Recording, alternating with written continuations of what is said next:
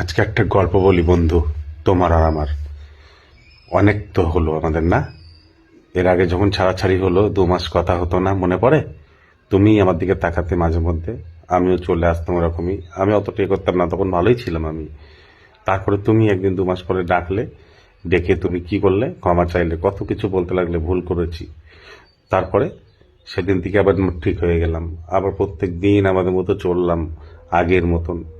তখন থেকে আমি তোমায় ভালোবেসে বেসে ফেলেছিলাম। তখন যদি তুমি না আসতে, হয়তো আজ আমার এই অবস্থাটা হতো না। বুঝলে বন্ধু? কেন এসেছিলে তখন? সেদিন তোমার মনে পড়েনি? হ্যাঁ, আজ যদি তোমার কারোর হতো তোমার বাড়িতে, তুমি কি করতে তুমি? হ্যাঁ, ভালো থাকতে?